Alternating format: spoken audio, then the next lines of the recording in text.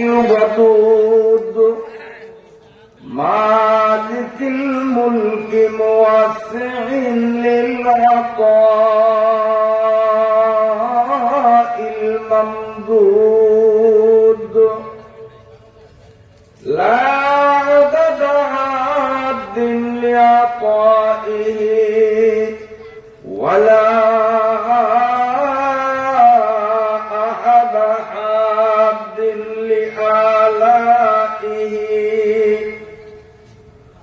وهو أعلى أولاد آدم وأوحى إلى رسوله ما أوحى كما أوحى إلى روح الله وإلى موسى لا كما أوحى إلى معطي العسل وإلى أم موسى اللهم صل وسلم دائما على رسولك المكرم الأكرم صعيد السماء وعلى آله الصلحاء السعداء اللهم صل على محمد وعلى آل محمد كما صليت على إبراهيم وعلى آل إبراهيم إنك حميد مجيد اللهم بارك على محمد وعلى آل محمد كما باركت على إبراهيم وعلى آل إبراهيم إنك حميد مجيد أما بعد فأعوذ بالله من الشيطان الرجيم بسم الله الرحمن الرحيم قل هل يستوي الذين يعلمون والذين لا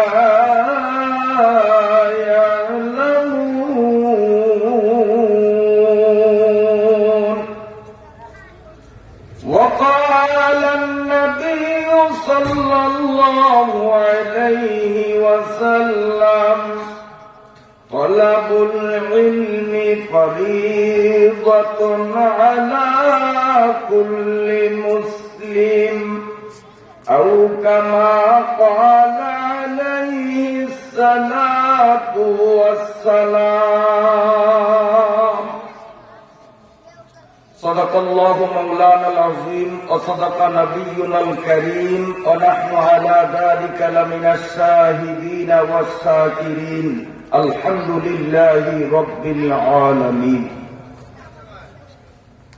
বৃহত্তর দ্বীপ জেলার অন্তর্গত লালমোহন থানাধীন নাঙ্গলখালী আলিমিজিবাড়ি সংলগ্ন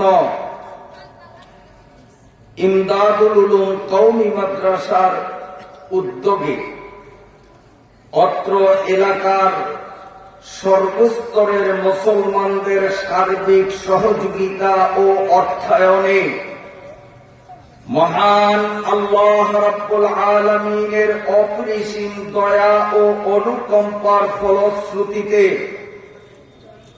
দুদিন ব্যাপী আয়োজিত বার্ষিক ওয়াজ মাহফিলের আজ প্রথম দিন 15ই নভেম্বর 2025 রোজ শনিবার প্রথম দিনের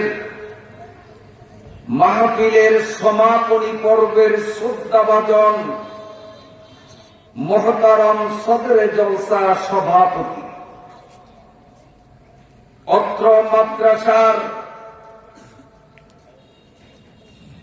যোগ্যতা সম্পন্ন হযরত আসাতাজায়ে কিরাম, বিভিন্ন স্থান থেকে আগত হযরত উলামায়ে কিরাম, শ্রদ্ধাভাজন বয়োজ্যেষ্ঠ সম্মানিত মুরব্বীগণ, আমার স্নেহাস্পদ যুবক বন্ধুরা, আদরের ছোট্ট সম্মানীরা, পর্দার আড়ালে অবস্থানরত পরমা শ্রদ্ধেয়া অবলা সরলা সম্মানিতা আমার মায়েরা, বোনেরা ও মেয়েরা, আমি আপনাদের সামনে মহাগ্রন্থ পবিত্র কালামুল্লাহ শরীফ থেকে সামান্য কিছু অংশ তিলাওয়াত করার পাশাপাশি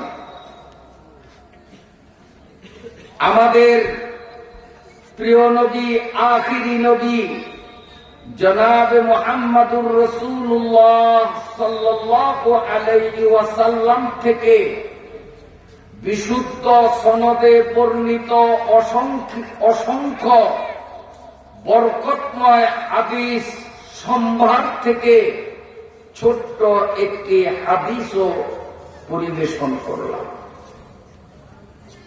রব্বুল আলামিন দয়া পরবশ হয়ে আমার মতো অযোগ্য ও অধমকে যদি তৌফিক ইনায়েত ফরমান, তিলাওয়াতকৃত আয়াতাংশ ও পরিবেশিত হাদিসের আলোকে অতীব গুরুত্বপূর্ণ কিছু কথা উপস্থাপনের দৃঢ় মনোনিবেশ করলাম ইনশাআল্লাহ। যেই মহান রব্বুল আলামিন আমাদেরকে মায়া করে দয়া করে দুনিয়ার সকল ব্যস্ততা থেকে আলাদা করে ইমদাদুল উলুম মাদ্রাসার ময়দানে কোরআন হাদিসের জলসায় অসংখ্য রহমতের ফেরেশতাদের বেষ্টনীতে সুস্থ সবল দহমন নিয়ে উপস্থিতির সুযোগ করে দিলেন। আলোচনা আরম্ভের প্রারম্ভেই সেই দাতা দয়ালু মহান রব্বুল আলামিনের পাক দরবারে সশ্রদ্ধ শুকরিয়া আর কৃতজ্ঞতা জ্ঞাপনার্থে অকপট মনে সমস্বরে উঁচু আওয়াজে বলবো আলহামদুলিল্লাহ। মুহতারাম হাজিরিন, আজকে আপনারা দুনিয়ার সমস্ত কাজকর্ম ব্যস্ততা ছেড়ে দিয়ে সবকিছুকে উপেক্ষা করে ইমদাদুল উলুম মাদ্রাসার ময়দানে আসছেন। উদ্দেশ্যটা কেন আসলেন? আল্লাহ আনছে, আপনারা আসলেন, কিন্তু আসার পেছনে আমাদের কি উদ্দেশ্য? যে মাদ্রাসা কর্তৃপক্ষ ঘোষণা দিছে যারা মাহফিলে আসবেন তাদেরকে 1000 টাকা করে বোনাস দেওয়া হবে। কি বলেন? টাকার লোভে আসবেন? বিরিয়ানির প্যাকেট দেওয়া হবে, আর একটা চকলেটও তো দেওয়ার অঙ্গীকার পোস্টারে দেখলাম না। তারপরেও আপনারা এত সংখ্যক বৃদ্ধ, আবাল বনিতা, সর্বস্তরের মুসলিম উম্মাগণ একত্রিত হলেন। কারণ কি? যে এখানে আসলাম আমরা কোরআন হাদিসের জ্ঞান সম্পর্কে আমরা বেখবর। আমরা কোরআন পড়তে জানি না, পড়তে জানলেও অর্থ বুঝি না।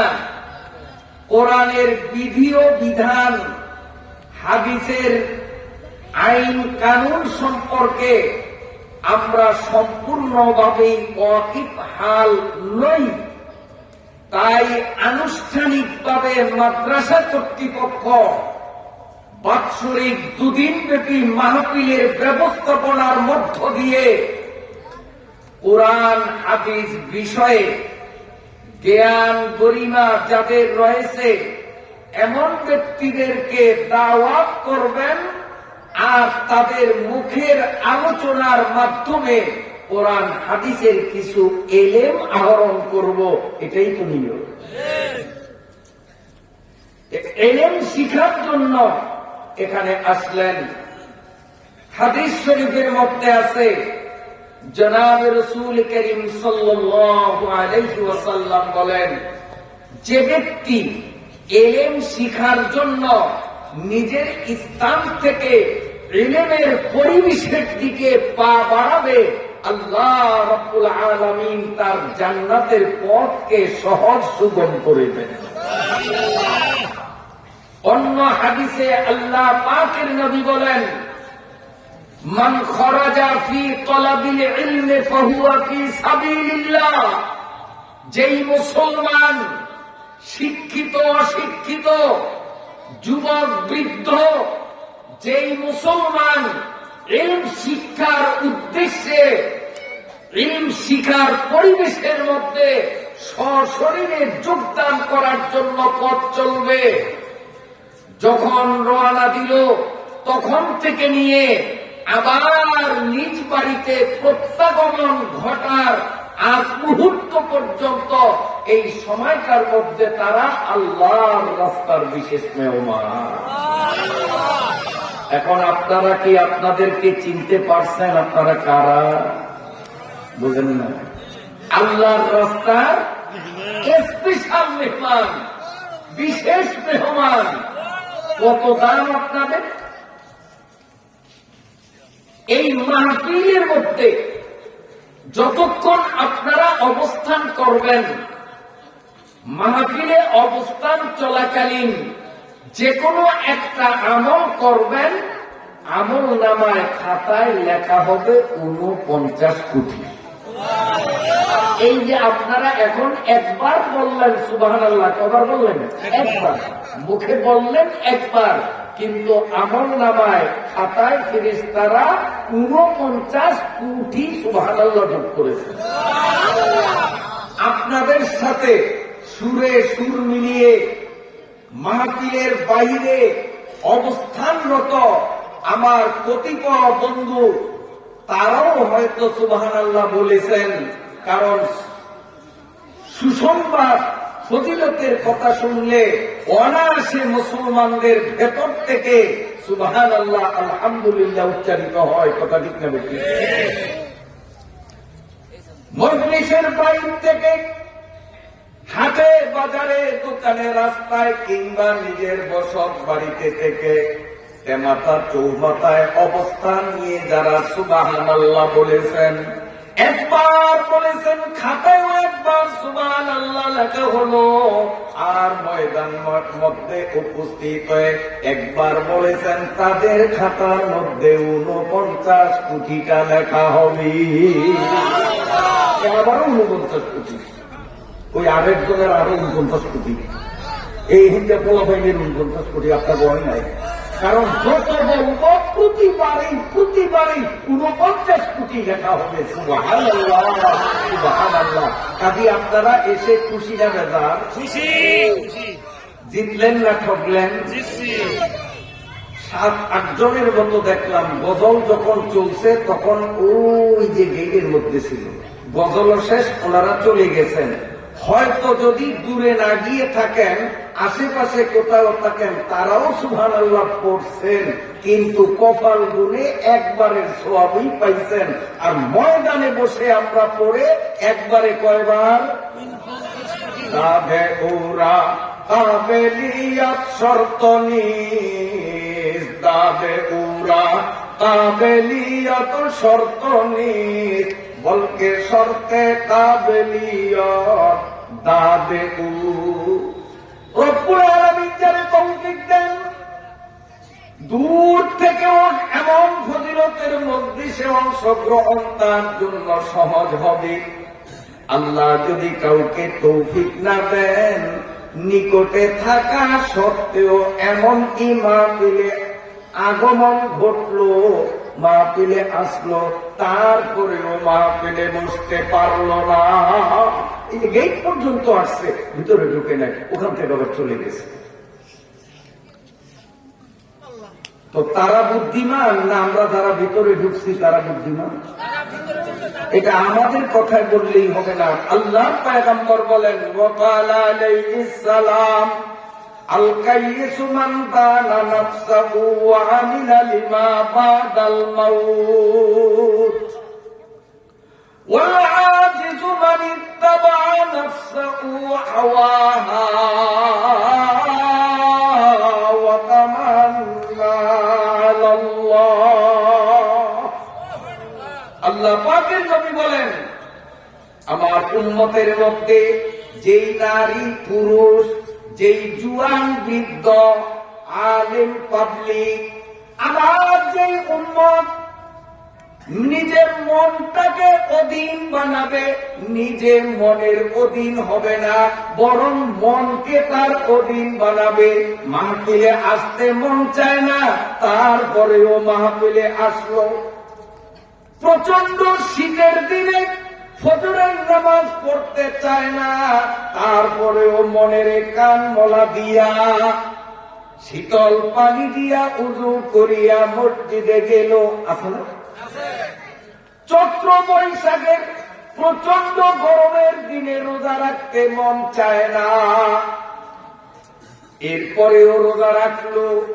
বিকাল 2:30-3টায় পানির পিপাসায় কাতর হইয়া মন চায় ঘরে কেউ নাই, এই পাকে কিছুটা পানি পান কইরা নেই, কিন্তু মনের কান বলা দিয়া বলে না, আমি তোর কথায় চলবো না, তুই আমার কথায় চলবি, তোর কথা শুনিয়া আমি রোজা ছাড়ব না। আল্লাহ পাকের নবী বলেন, আমার যে উম্মত নিজের মনটাকে অধীন বানাবে, নিজে মনের অধীন হবে না, ওয়া আমিলা লিমা বাদাল মাউত, আর মৃত্যু পরবর্তী সময় কবরের জন্য, পুলসিরাতের জন্য, হাসরের জন্য, জান্নাতের জন্য নেক আমল করিল। আল্লাহ পাকের নবী বলেন, তার চেয়ে বুদ্ধিমান পৃথিবীতে আর কেহ নয়। মানুষ হিসাবে নিত্যদিনের অভ্যাসে অভ্যস্ত হওয়ার তাগিদে আমারও মন চায়, আপনাদেরও মন চায় যে ঈশার নামাজটা যখন হয়েছে এখন একটু ঘুমাই। কি বলেন, মন চায় না? মনে চায়, কিন্তু আমরা মনের অধীন হই নাই, বরং মনের আমাদের অধীন বানাইয়া কোরআন হাদিসের বয়ান শুনি, আর মনে চাইলেও সেটা মুখে ব্যক্ত করি না। আমরা বলি আমাদের মন চায় না। সুবহানাল্লাহ, সুবহানাল্লাহ, সুবহানাল্লাহ। তাহলে আমরা জ্ঞানী না? রাসূল বলেছেন এরা জ্ঞানী। ওয়ালা আজিজু মান ইত্তাবা নাফসাহু হাওয়াহা। আল্লাহর নবী বলেন, আর আমার উম্মতের যে সম্প্রদায়, যে মানুষগুলো, যে যুবকগুলো, যে বৃদ্ধগুলো মনের অধীন হইয়া গেছে, মন চায় কি ওয়াজে যাবি, ফেসবুক চালা, মন চায় কিসের ওয়াজে যাবি, বাঁচলে জীবনে অনেক ওয়াজ শুনতে পারবি, টিভিতে প্রোগ্রাম চলে, টিভির সামনে চল। মন বলে ইউটিউবের মধ্যে অশালীন ছবি, এটা দেখ মোবাইলরা সাইয়ে মৌলিক দায় কি, মোবাইলরা সাইয়ে মৌলিক দায় কি, তরকে আলা জিন্দে বায়াত আয় আমি মোবাইলরা মারে কাতিল মিশুমার তাতুয়ালি আজ মোবাইল কুন আজার মারে কাতিল সোয়ে গোরেস্তা বুরাত মোবাইলত সোয়ে জাহান্নাম বুরাত। কষ্ট হয়নি আপনার? মন চায় কারো যে মোবাইল চালায়, ফেসবুক ইউটিউব দেখি, কিন্তু মনের কান মালা দিয়া কয় না, বছরে মাত্র 2 দিন ওয়াজ, 2 দিনের আজকে একদিন, আজকে এবং আগামী দিন 2টা দিন গত হইয়া গেলে ওয়াজ শোনার ইচ্ছা করলেও ওয়াজ শুনতে পাবো না। অতএব মন রে তোর কথায় আমি ওয়াজের ময়দান ছাড়ব না। সুবহানাল্লাহ, সুবহানাল্লাহ। যারা এইভাবে মনকে নিজের অধীন বানাবে, রাসূল বলেন তারা জ্ঞানী। আর যারা মন যা চায় তাই করে, আল্লাহর নবী বলেন এদের মতো কমাক্কল জ্ঞান শূন্য আল্লাহর জগতে হয় না। আমরা জ্ঞানী না পাগল? জোরে কোন না, জ্ঞানীরা বলতে কি শরম লাগেনি? আমরা জ্ঞানী, রসুলের ভাষায় আমরা জ্ঞানী। আর আল্লাহর রসুল as-সাদিকুল মাসদুক, এই পৃথিবীর মধ্যে আমার নবীর চেয়ে সত্যবাদী কোন বাপের পুত জন্ম নেয়নি, আগামীতেও জন্ম নিবে না। আল্লাহ সত্যবাদী, আল্লাহর পরেই রসুল সত্যবাদী। সুবহানাল্লাহ, সুবহানাল্লাহ। তা আমরা এই ময়দানে আসলাম, গোড়ায় আসেন নিয়তি যে এলেম শিখতে আসছি, ঠিক তো? এলেম শিখতে আসছি।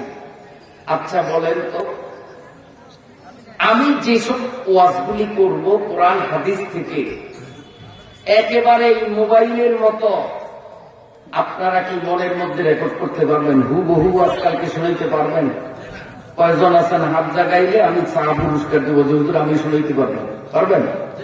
আপনারা তো দূরের কথা, আমাকে যদি আগামীকাল জোর করে রাইখা দেন আর বসায় যদি বলেন যে গতকাল যে ওয়াজ করতেন হুবহু সেই ওয়াজ করতে হবে, আমি তো কত কথা ভুলিয়ে দেবো, মনে রাখতে পারবো না, বলতে পারবো না, ঠিক না ভাই?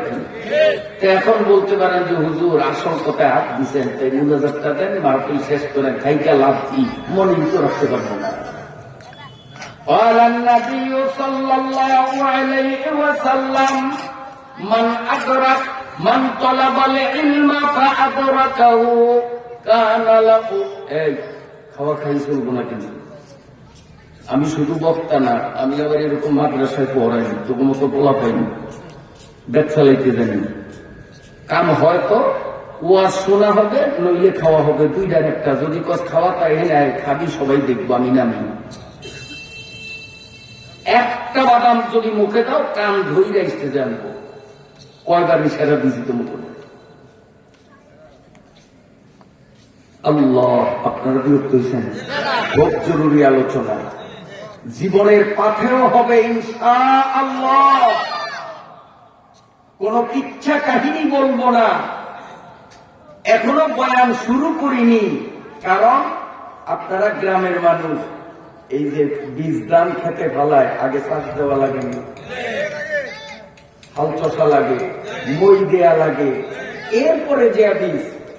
তা আমিও ওয়াজের বীজ এখনো ছাড়ি নাই, এখন একটু জ্বালা বিছনাটারে রেডি করি, চাষ দিতেছি, মই দিতেছি, এরপরে ইনশাআল্লাহ বীজ লাগাবো।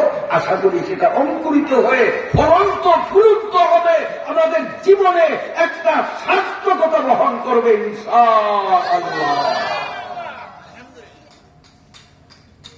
আল্লাহ নবীজি বলেন মান খারাজা ফি তালাবি মান তালাবাল ইলমা ফাআদরাকাহু কানা লাহু কিফলান মিনাল আজর ওয়া মান লাম ইউদরিক কানা লাহু কিফলুম মিনাল আজর। না বুঝলেও কোন সুবহানাল্লাহ।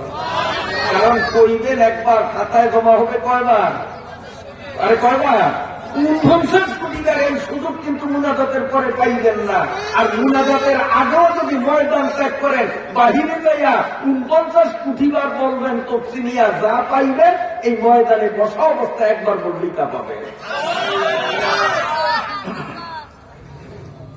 আমার ভাইরা বাবাজিরা, নবী পাক বলেন আমার উম্মতরা আলিম উলামাদের ওয়াজ মাহফিলে ইলম শিখার জন্য যখন রওনা দিবে, আর আলিমরা ওয়াজের মধ্যে কোরআন হাদিস থেকে ইলমের যে সমস্ত কথাগুলো ব্যক্ত করবে, আমার উম্মতরা সেই কথাগুলোর যতটা কথা মনে রাখতে পারবে, প্রতিটা কথার বিনিময়ে তাকে ডবল ডবল সওয়াব দেওয়া হবে।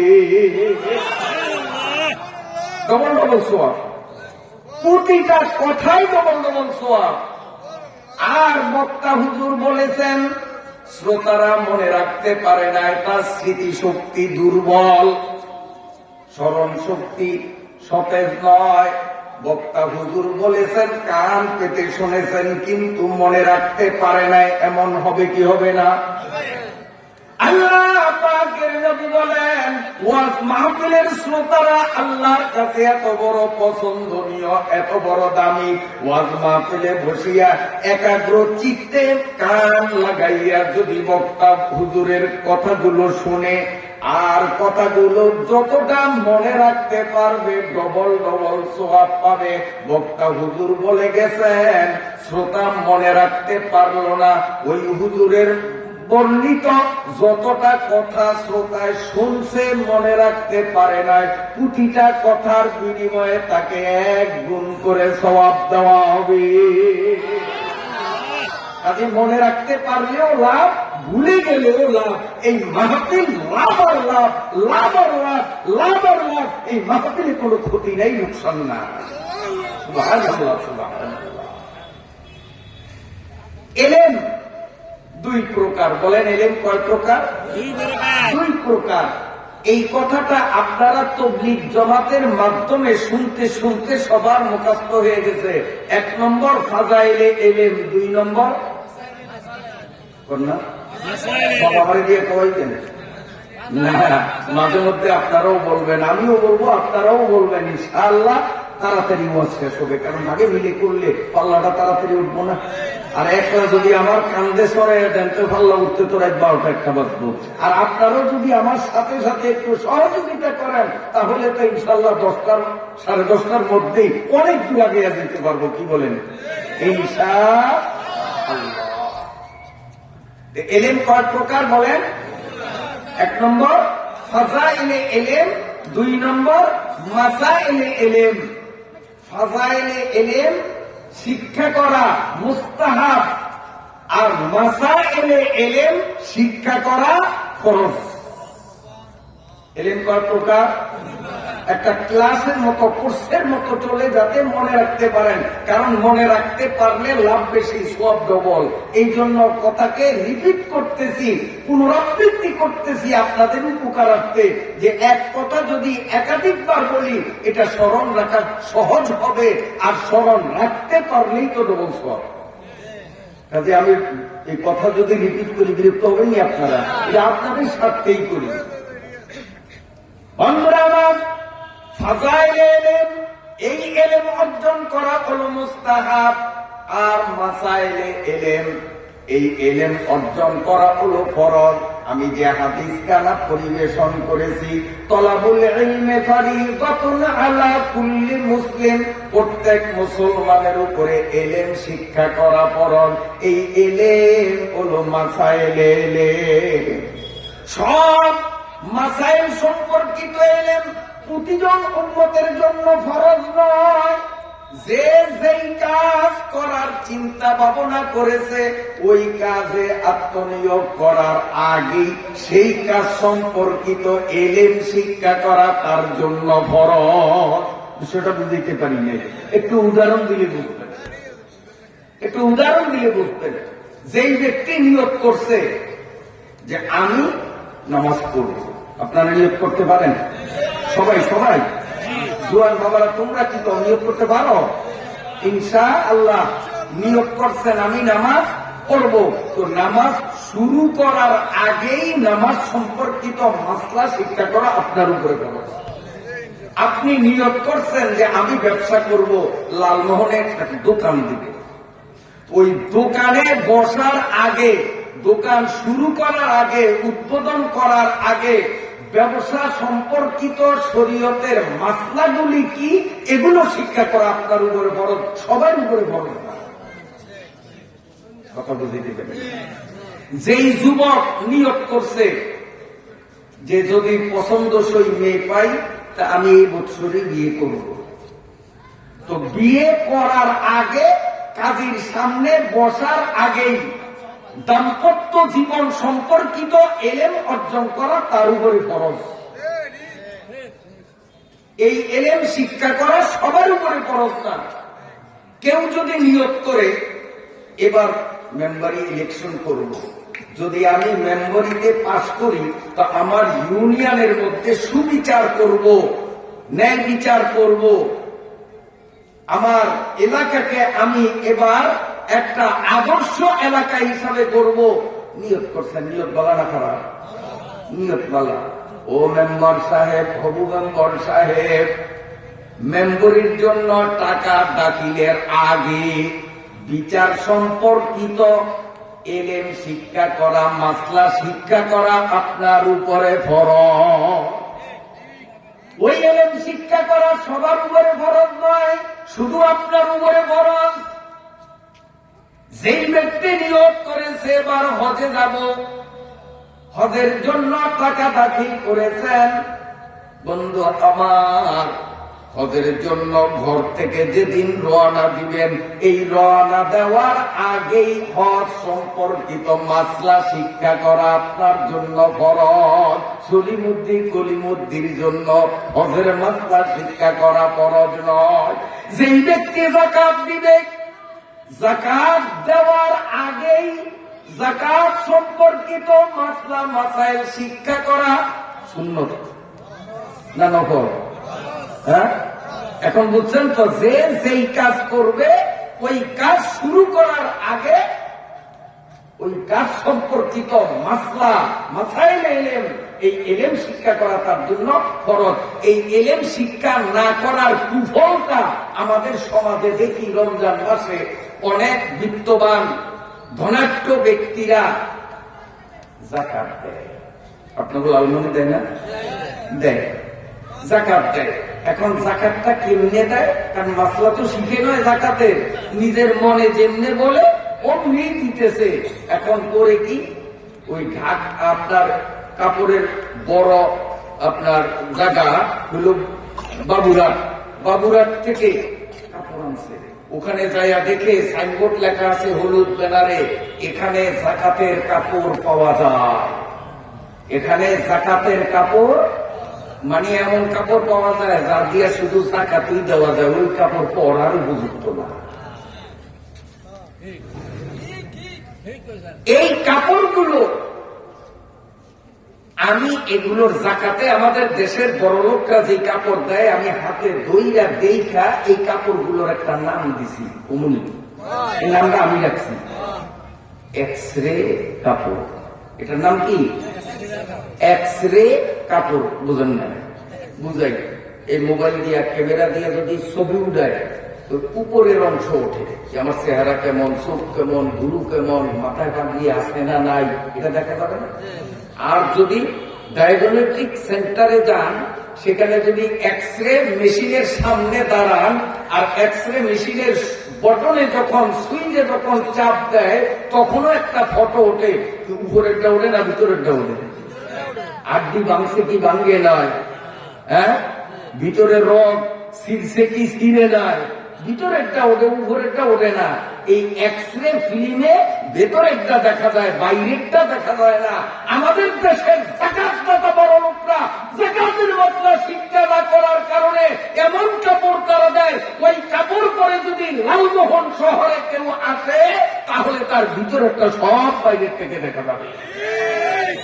এই জন্য বলছি ওইটা এক্সরে কাপড়, ওটা এক্সরে ভিতরে সব দেখা যাবে। নাট বল্টু তালবাস মদিনা সব দেখা যাবে। আমি অবাস্তব বলছি। আমার এবার আসুন বিবাহ সংক্রান্ত এলেন সবার জন্য ফরজ না। কারণ এমন পুরুষ যার মধ্যে পুরুষত্ব নাই, খোঁজা আছে নিয়ে নেব, তাহলে ওর উপরে কি বিয়ার মশলা শিক্ষা করা ফরজ? ও জীবনে বিয়া করতে পারবো? আর বইতো না, কাজে ওর জন্য জরুরি না।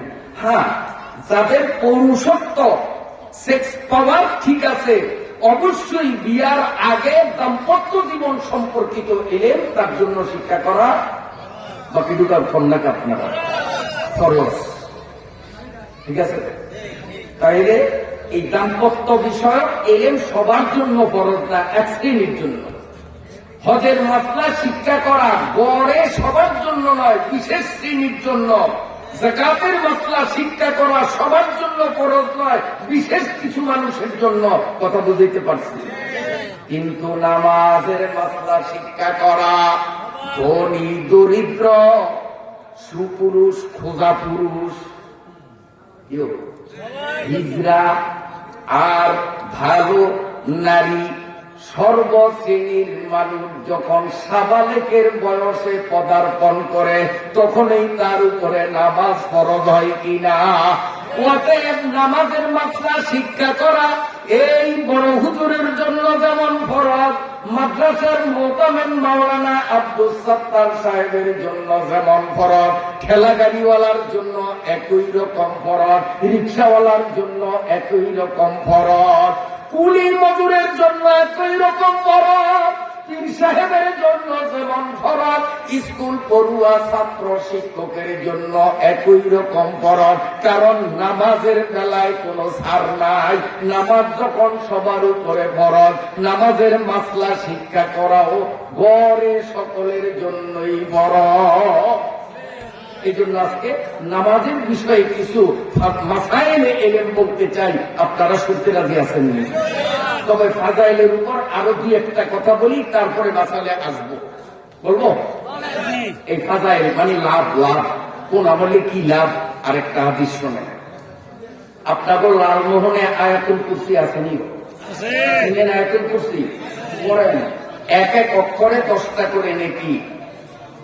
আল্লাহু লা ইলাহা ইল্লা হুয়াল হাইয়ুল কাইয়্যুম লা তা'খুযুহু সিনাতুন ওয়া লা নাওম লাহু মা ফিস সামাওয়াতি ওয়া মা ফিল আরদ মান যাল্লাযী ইয়াশফা'ু ইনদাহু ইল্লা বিইذনিহি ইয়া'লামু মা বাইনা আইদিহিম ওয়া মা খালফাহুম ولا يحيطون بشيء من علمه إلا بما شاء وسع كرسيه السماوات والأرض ولا يئوده حفظهما وهو العلي العظيم।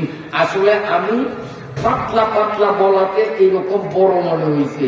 যদি আমি এটাকে হাফেজরা খতম তারাবিতে যেইভাবে করে ওইভাবে বর্তমান তো দেখতে যায়, কিন্তু আসলে ঠিক না? হ্যাঁ, الله لا إله إلا هو الحي القيوم لا تأخذه سنة ولا نوم له ما في السماوات وما في الأرض من ذا الذي يشفع عنده إلا بإذنه يعلم ما بين أيديهم وما خلفهم ولا يحيطون بشيء من علمه إلا بما شاء وسع كرسيه السماوات والأرض ولا يؤوده حفظهما وهو العلي العظيم। এবার আয়াতুল কুরসি দূর হয়ে গেছে, আর প্রথম কুরসি তখন দূর আছে। এটা আপনাদের বুঝার জন্য পাতলা পাতলা বলছে, আসলে কিন্তু আয়াতুল কুরসি বেশি বড় না। আপনি আরবি ভাষার আক্ষরিক জ্ঞান নাই, কোরআন শরীফ দেখে দেখে আয়াতুল কুরসি পড়তে পারেন না, আপনি ফজরের পরে ইমাম সাহেব অথবা মুয়াজ্জিন সাহেবের কাছে বসে একটু একটু করে শুনে শুনে মুখস্থ করেন, ইনশাআল্লাহ আমি গ্যারান্টি দিতে পারি প্রত্যেকের জন্যই আয়াতুল কুরসি মুখস্থ করা সহজ। চেষ্টা করলেই উপায় হয়। আপনি শুনে শুনে আমাকে তো একটু একটু কইরা ডেলি একটু একটু কইরা এক সপ্তাহ দেখবেন কাম হয়ে গেছে। লাভটা কি? যেই ব্যক্তি প্রতি রাত্রে ঘুমাইবার আগে এই বিশেষ আয়াতটি একবার পড়বে, ওই রাতে সেই ঘরের মধ্যে জিন, পরি, দেও, দৈত্য, দানব কেউ হানা দিতে পারবে না। কোন চোর ডাকাত ওই ঘরে প্রবেশ করবে না। যদিও প্রবেশ করে, আয়াতুল কুরসি পড়ার কারণে চোর ডাকাত ঘর থেকে 1 পয়সার মাল নিয়ে যেতে পারবে না। আয়াতুল কুরসির আগায় তারা আটকে রাখবে। আপনার মাল চুরি করার জন্য এভাবে মালে হাত দিবে, হাতে নাতে প্রমাণ পাবেন যে আপনি নিয়মিত রাত্রে ঘুমানোর আগে আয়াতুল কুরসি পড়েন। ওই ভোর রাত্রে যখন উঠবেন ফজরের জন্য, তখন দেখবেন চোরায় মাল ধরে এইভাবে রয়েছে, এখন ছাড়তেও পারে না, চাইতেও পারে না, মালের সাথে হাত আটকে গেছে, মাটির সাথে তার পা লেগে গেছে। আয়াতুল কুরসির আডা, আয়াতুল কুরসির আডা পড়েন, পড়েন, নিজে প্রমাণ দেখবেন, নিজে প্রমাণ হাতে কলমে দেখবেন। বন্ধুরা আমার, রাসূলুল্লাহ সাল্লাল্লাহু আলাইহি ওয়াসাল্লাম বলেন, যেই মুসলমান নারী বা পুরুষ 5 ওয়াক্ত নামাজের পরে একবার করে আয়াতুল কুরসি পড়ার অভ্যাস গড়ে নিবে, ওই মানুষটা মরার পরে যতদিন পর্যন্ত কবরে থাকবে, অর্থাৎ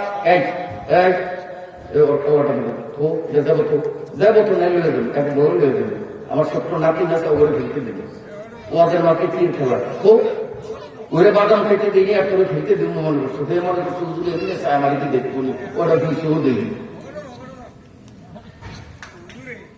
আচ্ছা, বেদরকারী কথা বলতেছি, বেদরকারী কথা। ইচ্ছার ওয়াজ জীবনে বহু শুনছেন, আমরাও বলছি। আজকে ব্যতিক্রম ধর্মী ওয়াজ হবে, কোন কিচ্ছার বলা হবে না, এমন কথা হবে প্রতিটা কথাই আমাদের জীবনের জন্য পথে হবে ইনশাআল্লাহ। রাসূলুল্লাহ সাল্লাল্লাহু আলাইহি ওয়াসাল্লাম বলেন, যেই মুসলিম নারী বা পুরুষ, আলেম, পাবলিক, মাদ্রাসার ছাত্র, স্কুল, কলেজ, ভার্সিটির স্টুডেন্ট, যেই 5 ওয়াক্ত নামাজের পরে একবার করে আয়াতুল কুরসি পড়ার অভ্যাস করবে, এই মানুষটা মরার পরে যখন তাকে কবরস্থ করা হবে, তখন থেকে নিয়ে কিয়ামত পর্যন্ত তার কবরে কোনো আযাব হবে না। যত রকম পাপ সে করেছে, এই পাপের কারণে আল্লাহ ইচ্ছা করলে তাকে হাসরের ময়দানের পরে বিচারে দোষী সাব্যস্ত করিয়া জাহান্নামে সাজা দিতে পারেন, অথবা তারে বেকসুর মাফও করতে পারেন। কিন্তু আয়াতুল কুরসির বরকতে কিয়ামত পর্যন্ত তার কবরে কোনো আযাব হবে না। যে মুসলমান নারী বা পুরুষ শুক্রবারে মারা যাবে, বৃহস্পতিবার দিন সন্ধ্যায় সূর্য অস্তগমন করার সময় থেকে নিয়ে পরদিন শুক্রবার সূর্য ডোবার আগ পর্যন্ত এই 24 ঘন্টা সময়ে কোন মুসলমান নারী বা পুরুষ, নেককার অথবা গুনাহগার যাই হোক না কেন, মুসলমান যদি এই 24 ঘন্টার মধ্যে মৃত্যুবরণ করে, আল্লাহ পাকের নবী ঘোষণা দিয়েছেন, এই শুক্রবারে মরণের বরকতে কিয়ামত পর্যন্ত তার কবরে কোনো আযাব হবে না। কিয়ামতের পর আল্লাহ ইচ্ছে করলে তাকে আযাব দিলেও দিতে পারেন, মাফ করলেও করতে পারেন, কিন্তু শুক্রবারে মরার কারণে তার কবরে আযাব হবে না। যালিকা ফাদলুল্লাহি ইউতিহি মান ইয়াশা। মদিনার পয়গম্বর আরো বলেন, রমজান মাস যেদিন আমরা যেই রাত্র থেকে তারাবি শুরু করি, ওই দিনের মাগরিবের টাইম থেকে নিয়া রমজানের শেষ দিন ঈদের চাঁদ যেদিন উঠে, ওই দিন সন্ধ্যার মাগরিবের আগ পর্যন্ত এই পুরা এক মাসের দিনে কিংবা রাত্রে যেই মুসলমানের মরণ হবে, চাই সে পীর হোক, মাওলানা হোক, বুজুর্গ হোক, তবলিগের মুরব্বী হোক, অথবা রিক্সাওয়ালা, ঠেলাওয়ালা, বেরোবাজি, এইভাবে ঘুষখোর, সুদখোর যাই হোক না কেন, শুক্রবারে মরার বরকতে কিয়ামত পর্যন্ত, রমজান মাসে মরার কারণে কিয়ামত পর্যন্ত তার আযাব হবে না। কিয়ামতের পরে আল্লাহ তাকে আযাব দিলেও দিতে পারেন, মাফ করলেও করতে পারেন। কি বুঝলাম? কিয়ামত পর্যন্ত কবর আযাব মুক্ত রাখার তিনটা কাম, এই তিনটা কামের দুইটা আল্লাহ নিজের হাতে রেখেছেন, আরেকটা বান্দার হাতে দিয়েছেন। এক নম্বর বলেছি আয়াতুল কুরসি, এটা বান্দার হাতে দিয়েছেন। বান্দা ইচ্ছা করলেই আয়াতুল কুরসি পড়তে পারে না? বান্দা ইচ্ছা করলে এটা বান্দার এখতিয়ারে দিয়েছেন। কিন্তু শুক্রবারে মরা, রমজান মাসে মরা, এটা কি মন চালিয়ে মরতে পারে? যদি গলায় রশি দিয়া, ফাঁসি দিয়া, বিষ খাইয়া শুক্রবারে মরি ফজিলত পাওয়ার জন্য, পাবো? কত চির জাহান্নামী হবে। কি বললাম?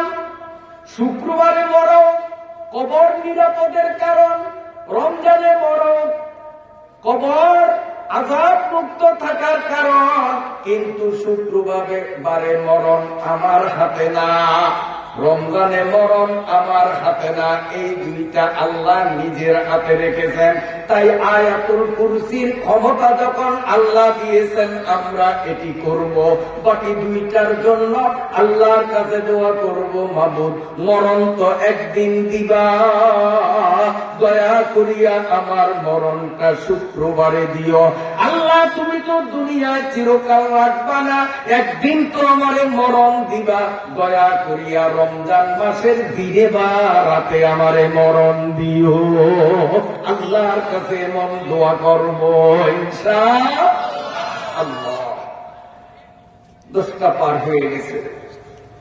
ফাজাইলে ইলম সম্পর্কে আর যদি বলতে যাই তাহলে মাসাইলে ইলম বলাটা কঠিন হয়ে যাবে। আজকে মাহফিলের প্রথম দিন, অধিক রাতও করা যাবে না, এই জন্য ফাজাইল আজকে আপাতত এই পর্যন্ত রাখলাম। এবার অনুমতি দিলে মাসাইলে ঢুকবো।